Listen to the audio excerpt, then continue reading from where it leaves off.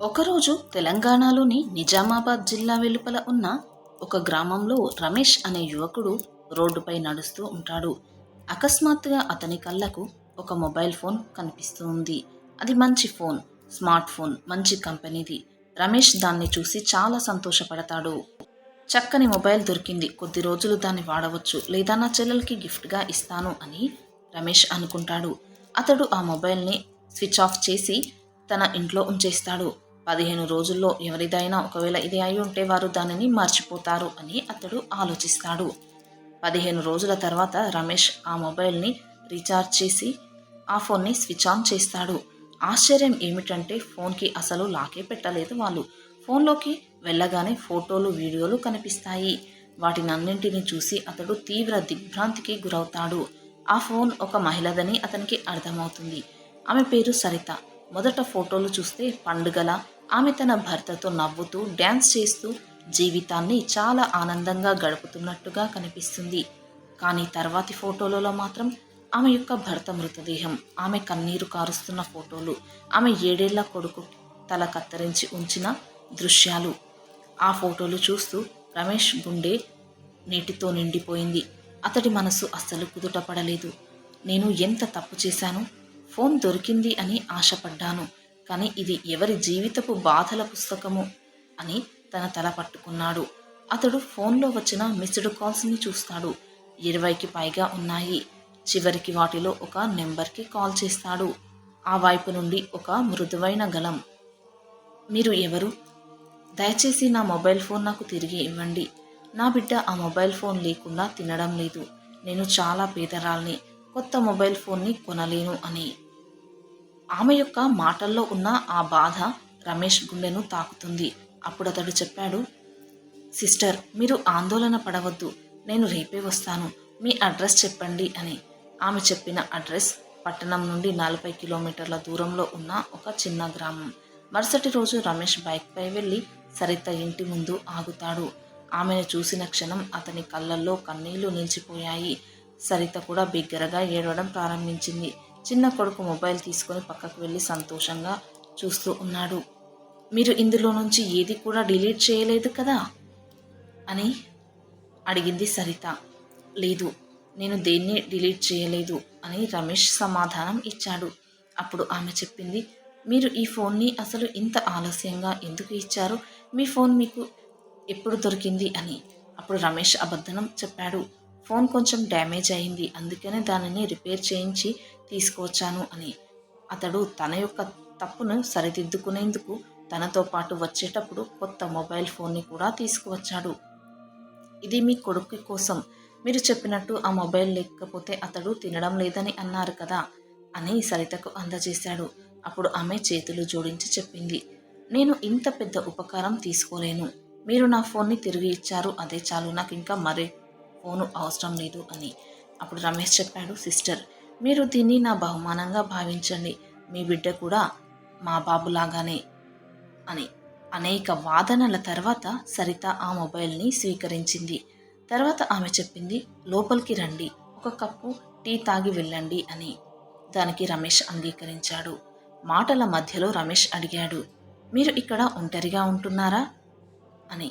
అప్పుడు ఆమె తనకు ఉన్న కన్నీరుని తుడుచుకుంటూ చెప్పింది, నా భర్త ఒక యాక్సిడెంట్లో చనిపోయాడు. అత్తగారింట్లో నేను ఒక నష్టజాతకురాల్ని అని నన్ను ఎంతో బాధ పెట్టారు. అందుకే ఇక్కడ అద్దె ఇంట్లో ఉంటున్నాను అని. ఇది విని రమేష్ ఒక్క క్షణం సైలెంట్ అయ్యాడు. ఎందుకంటే తన చెల్లికి కూడా పెళ్ళైన కొన్ని రోజులకే తన భర్త చనిపోయాడు. అప్పుడు తన యొక్క చెల్లిని కూడా వాళ్ళు నష్టజాతకురాలు అని ఎన్నో మాటలు అన్నారు, తమ అత్తింటి వాళ్ళు. ఇది విని ఇద్దరు కూడా ఒక క్షణం సైలెంట్ అయ్యారు. తర్వాత రమేష్ అనుకున్నాడు, అతడు ఆమెకు సహాయం చేయాలి అని నిర్ణయం కూడా తీసేసుకున్నాడు. మీరు నాకున్న ఫామ్లో పని చేయాలనుకుంటున్నారా? మాకు పండ్ల తోట ఉంది, మేకలు ఉన్నాయి. ఇక్కడ పనిచేసే మీరు అద్దె కూడా ఉండదు. మీరు అక్కడే ఫామ్ హౌస్లో ఉండవచ్చును, అక్కడ ఉండి మా తోటలో పని చేసుకోవచ్చును. మీరు మా చెల్లెల్లాంటి వాళ్ళు అన్నాడు. ఆమె కొద్దిసేపు ఆలోచించి అంగీకరించింది. 2 రోజుల్లో సరిత ఆమె కొడుకు రమేష్ ఫారంలో వచ్చి ఉంటున్నారు. అక్కడే పనిచేస్తూ ఉంది మిగిలిన కూలి వాళ్ళతో పాటుగా. ఇంట్లో తన చెల్లికి, తన తల్లికి కూడా ఈ విషయాన్ని చెప్పాడు రమేష్. తన ఆర్థిక పరిస్థితి బాగా అయ్యే వరకు ఇక్కడ పొలంలో ఉన్న ఇంట్లో ఆమె ఉంటుంది. దాంతో ఆమెకు అద్దె భారం తగ్గుతుంది. అలాగే మన తోటకి కాపలాగా కూడా ఉంటుంది అన్నాడు. సరిత రమేష్ యొక్క చెల్లెలు మరియు తల్లితో పాటు ఆ పొలాల్లో పనిచేస్తూ ఉండేది. ఆమె చాలా నెమ్మదస్తురాలు, చాలా మంచి ప్రవర్తన కలిగిన అమ్మాయి. తన బాధ్యతను కూడా సరిగ్గా చూసుకునేది ఆ తోటకి కాపలాగా. ఈ విధంగా 2 నెలలు బాగా గడిచాయి. కానీ ఒకరోజు ఆమె అత్తింటి వారు వచ్చి ఆమెను దూషించడం మొదలుపెట్టారు. విధవగా ఉండి మరో పురుషుడి దగ్గర ఉంటావా అని ఆమెను బాగా కొడుతూ తిడుతూ బలవంతంగా లాక్కెళ్లేందుకు ప్రయత్నించారు. ఆమె వెళ్ళడానికి నిరాకరిస్తూ ఏడుస్తూ ఉంది. రమేష్ ఆ దృశ్యం చూసి కోపంతో వారిని అడ్డుకున్నాడు. అప్పుడు రమేష్ యొక్క తల్లి అన్నది, తన అత్తింటి వాళ్ళు తనని తీసుకువెళ్తుంటే నువ్వెందుకు మధ్యలో ఆపుతావు? మనకు ఆ అధికారం లేదు. ఆమె వెళ్ళాలనుకుంటే వెళ్తుంది, లేదంటే అది వారు చూసుకుంటారు, మనకు సంబంధం లేదు అంటూ ఆమె తన యొక్క కొడుకును వారించింది. అది కాదమ్మా, తనకు వెళ్ళాలని లేదు కదా అన్నాడు రమేష్. అప్పుడు ఆ తల్లి చెప్పింది, ఆమె పైన మనకు ఎటువంటి హక్కు లేదు. ఆ వ్యవహారం వాళ్ళు చూసుకుంటారు, మనకు సంబంధం లేని విషయం.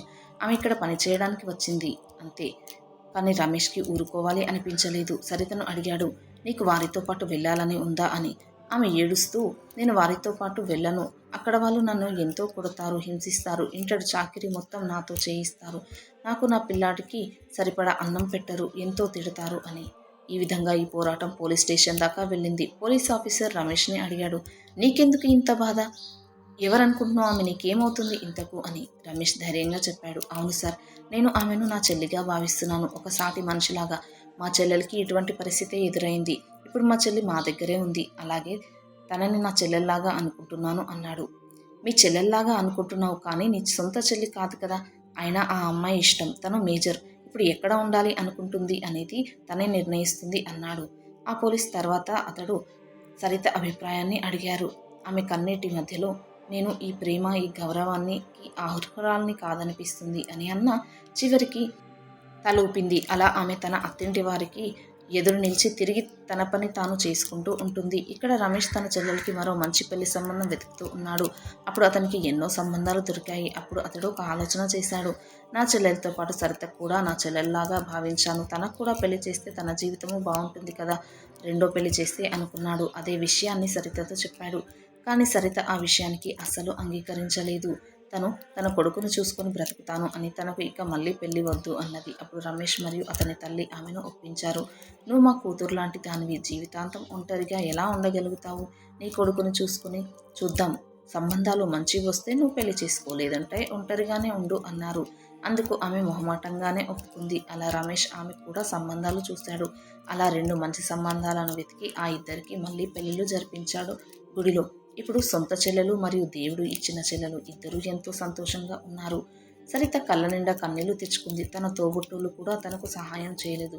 తన దారిన తనను వదిలేశారు. కానీ ఎవరో పరాయి వాళ్ళు తన కోసం ఇంతలా చేస్తారు అని నేను కలలో కూడా ఊహించలేదు. మీ రుణం నేను ఎలా తీర్చుకోను అంటూ కన్నీటి పర్యంతం అయ్యింది.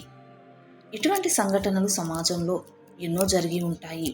మరి మీకు అటువంటి సంఘటనల గురించి తెలుసా?